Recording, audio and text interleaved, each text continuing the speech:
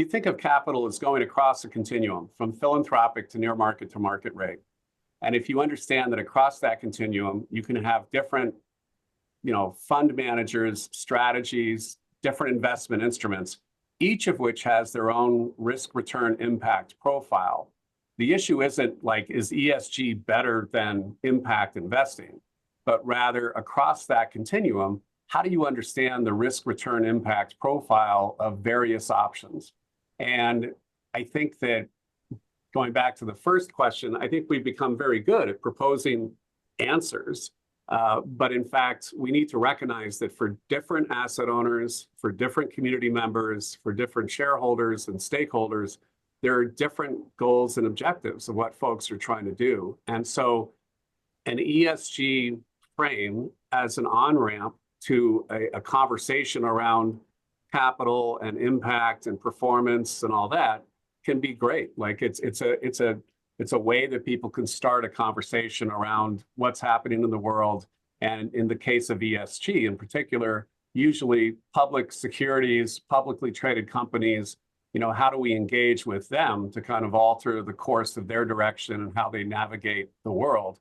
That impact that you have through shareholder engagement and advocacy, through the campaigns, through As You Sow and other folks who are kind of aggregating, proxy voting to advance certain strategies with publicly traded companies, that's all like valid and a part of it and has a certain type of impact. If a massive publicly traded company shifts its employment practices, its benefit approach, offers better healthcare, education, whatever, that can actually have significant impact on working families across the world in a way that a directed impact allocation to a microfinance fund that's operating in one county is just not going to have. It's different impact. It's not better. It's not worse. It's just different. And I think that, over the last few years, we've seen folks make what I think are, and again, I'll be careful what I say because I don't want to set off a firestorm, but I think it's very precious for some folks to argue that the only thing that matters is, quote, impact first capital, and that's what we have to do. And anybody who's not doing that is like somehow not adhering to the highest standards of impact investing. And the reason I frame it that way is for me personally, I have spent years promoting this idea of blended value, that the nature of value is fundamentally whole and non-divisible. And what's wrong with finance and investing is that it asks us to embrace a bifurcated value proposition that says that you either have to make a grant or an investment, you either work with a nonprofit or a for-profit, when in fact, it's all whole. And these are all just different tools and means to an end.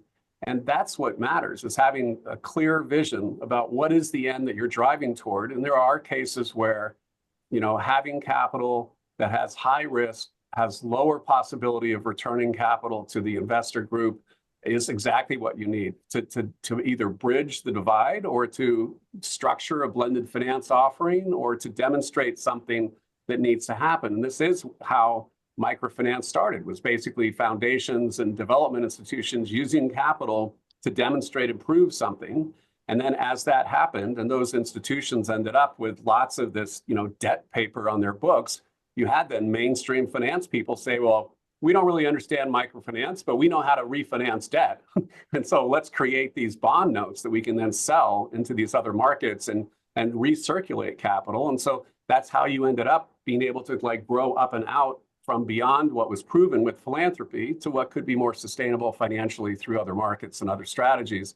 I think that's all a good thing. And you could have frozen the process at any point in time and said, gosh, philanthropic underwriting of microfinance is the only way to go, or gosh, the only solution is kind of market rate, bond offerings. But in fact, it's all good, right? To my mind, it's all part of the evolving solution and set of opportunities that we're trying to advance.